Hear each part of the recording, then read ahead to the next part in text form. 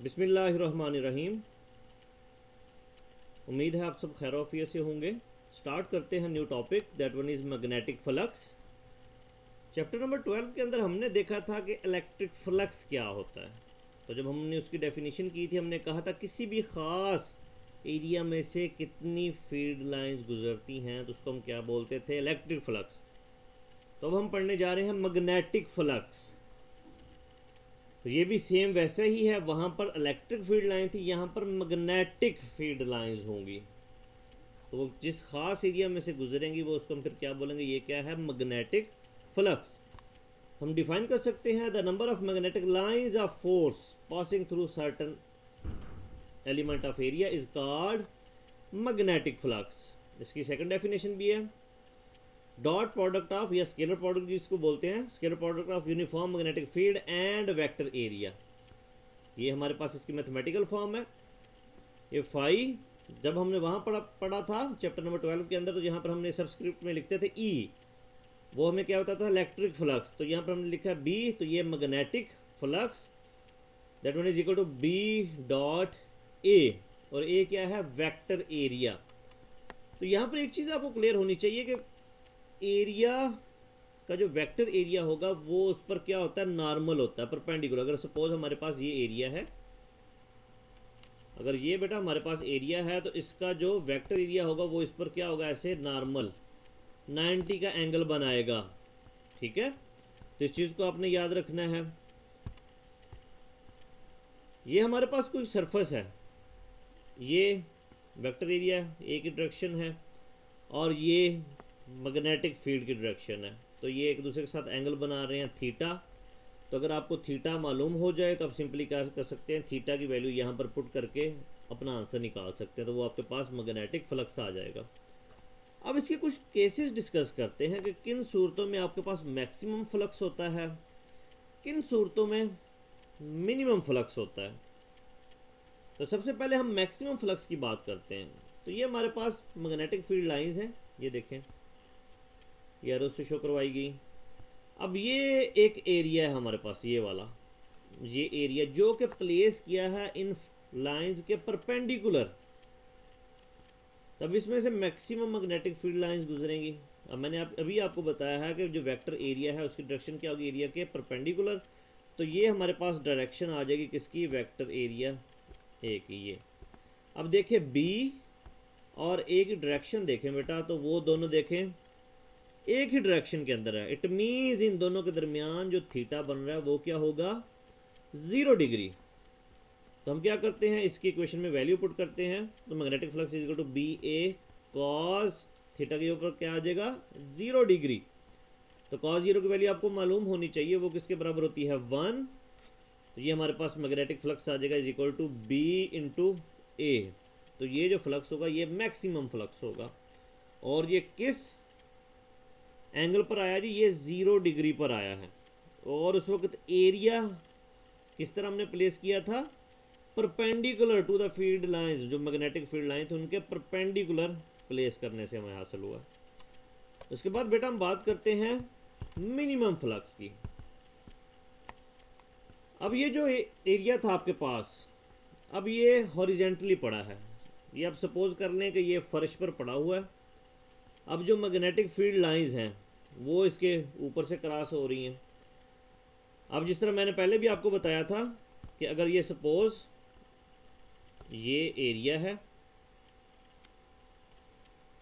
तो vector area क्या होगा, इस पर नॉर्मल। तो यही सिचुएशन है इसके अंदर। तो ये एरिया हॉरिजॉन्टली पड़ा है, सपोज कर लें कि फर्श पर कोई एरिया आपने चूज़ किया है, या कह लें कि वाइट बोर्ड है आपके पास, पहले वो खड़ा था, परपेंडिकुलर था, अब उसी वाइट बोर्ड का आपने क्या किया है, फर्श पर लिटा दिया है। अब उसका जो वेक्टर एरिया होगा उसकी डायरेक्शन ये वाली होगी।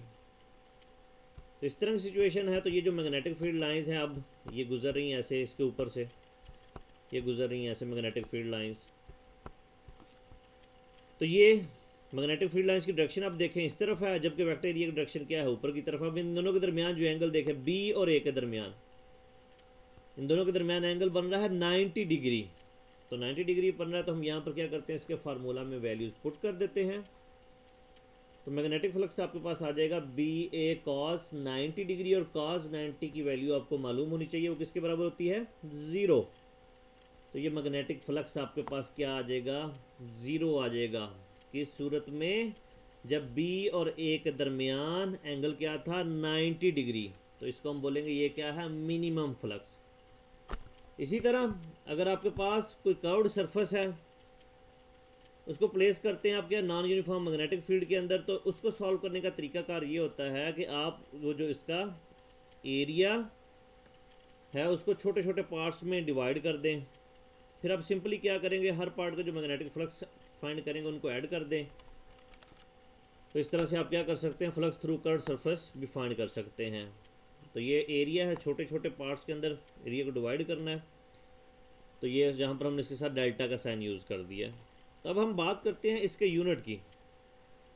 यूनिट की जब हम बात करते हैं तो यूनिट इसका होता है वेबर, जो कि बराबर होता है न्यूटन मीटर पर एम्पेयर। इसको देख लेते हैं ये हमारे पास कैसे हासिल होता है। अगर आप देखें ये जो मैग्नेटिक फील्ड है बेटा, ये बराबर होती है न्यूटन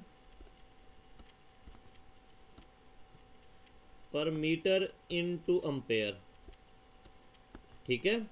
जबकि जो एरिया है ये आपको पता होना चाहिए, ये बराबर होगा मीटर स्क्वायर के।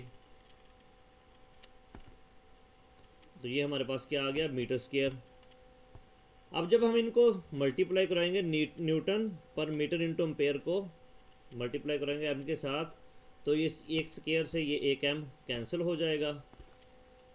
तो बाकी हमारे पास क्या बचा बेटा, न्यूटन मीटर पर एम्पेयर।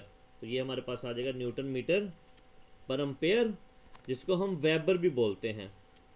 तो यहाँ से फिर हमें पता चला कि ऐसा unit of magnetic flux is weber और न्यूटन मीटर पर एम्पेयर। इसके बाद हम बात करते हैं मैग्नेटिक फ्लक्स डेंसिटी की। मैग्नेटिक फ्लक्स डेंसिटी की बात करते हैं तो अगर सपोज हमारे पास सिचुएशन इस तरह से है, ये जो हमने केस पढ़ा था ये वाला मैक्सिमम फ्लक्स वाला, कि अगर आपके पास इस तरह की सिचुएशन है तो एरिया आपने परपेंडिकुलर प्लेस किया हुआ है, थीटा क्या है 0 डिग्री, तो आपके पास आंसर क्या है जी, magnetic flux is equal to B into A. अगर ये वाली सिचुएशन आपके पास हो तो यहाँ से हम क्या कर सकते हैं, बी को निकाल सकते हैं। जब बी निकालेंगे तो हमारे पास क्या आ जाएगा, मैग्नेटिक फ्लक्स यानी कि फाई बी ओवर ए। और अभी हमने ये भी देखा है कि ये जो मैग्नेटिक फ्लक्स है इसका यूनिट क्या आया था, वेबर, और वेबर किसके बराबर था, न्यूटन मीटर पर एम्पेयर। और ये जो बी है आपके पास, यहाँ पर इसकी मैग्नेटिक इंडक्शन भी आप इसको बोल सकते हैं। तो यहाँ पर हमारे पास यहाँ तक बी के लिए 2-3 टर्म्स हम यूज़ कर चुके हैं, तो उनमें से कोई भी अगर एक आ जाए तो आपने परेशान नहीं होना। इस बी को हम मैग्नेटिक इंडक्शन भी बोल देते हैं, इसको मैग्नेटिक फील्ड स्ट्रेंथ भी बोल देते हैं, और मैग्नेटिक फ्लक्स डेंसिटी भी बोलते हैं। इनमें से कोई भी टर्म अगर यूज़ हो तो आपने इसको एक ही कंसीडर करना है। तो इसकी अगर डेफिनेशन हम देखें, the magnetic flux per unit area of a surface, ये देखें magnetic flux per unit area of a surface perpendicular to magnetic field is called magnetic flux density. अब अगर हम इसके यूनिट की बात करें तो अभी हमने देखा था कि ये जो फाई बी है यानी कि मैग्नेटिक फ्लक्स, इसका यूनिट क्या था हमारे पास, वेबर, या जिसको हमने न्यूटन मीटर पर एम्पेयर भी कहा था। और एरिया है इसका यूनिट क्या होता है, मीटर स्क्वायर, 2 लेंथ हैं तो ये मीटर स्क्वायर होगा। तो इससे हमें पता चला कि मैग्नेटिक फ्लक्स डेंसिटी का unit weber per metre square, या इसको ऐसे भी लिखा जा सकता है वेबर मीटर इनवर्स स्क्वायर। और या हम वैल्यूज पुट करें तो इसका आंसर हमारे पास आ जाएगा newton ampere inverse metre inverse, और जिसको हम टेस्ला भी बोलते हैं। ये टेस्ला भी हमने अपने लास्ट लेक्चर के अंदर देखा था। टेस्ला किसके बराबर होता है, newton ampere inverse metre inverse, या इसको Newton per ampere into metre भी आप पढ़ सकते हैं। तो ये हमारे पास यूनिट आ गया किसका, मैग्नेटिक फ्लक्स डेंसिटी का। तो आज के लेक्चर के अंदर हमने देखा कि मैग्नेटिक फ्लक्स क्या है, किसी भी खास एरिया में से जितनी मैग्नेटिक फील्ड लाइंस गुजरती हैं वो क्या कहलाता है, मैग्नेटिक फ्लक्स। फिर हमने रिकॉल भी किया जो हमने इलेक्ट्रिक फ्लक्स पढ़ा था तो इस तरह की सिचुएशंस आपके पास है, वहाँ पर भी हमने इसी तरह के केसेस डिस्कस किए थे। जब एरिया परपेंडिकुलर प्लेस करते हैं, जब आप एरिया पैरेलल प्लेस करते हैं, तो इस तरह की सिचुएशंस थी आपके पास, वो भी हमने यहाँ पर भी पढ़ी। ये मैक्सिमम फ्लक्स हासिल हुआ हमारे पास, और फिर हमारे पास ये मिनिमम फ्लक्स, फिर फ्लक्स थ्रू कर्व सरफेस, और फिर एट द एंड हमने बात की इसके यूनिट की मैग्नेटिक फ्लक्स के। और फिर यहाँ पर हमने एक न्यू टर्म देखी, मैग्नेटिक फ्लक्स डेंसिटी, जिसको हम मैग्नेटिक इंडक्शन भी बोल सकते हैं, और इसका एक और नेम भी है हमारे पास, इसको हम मैग्नेटिक फील्ड स्ट्रेंथ भी बोल सकते हैं। और एट द एंड हमने इसके यूनिट की बात की, और ये हमारे पास क्या आ गया, यूनिट। Thank you.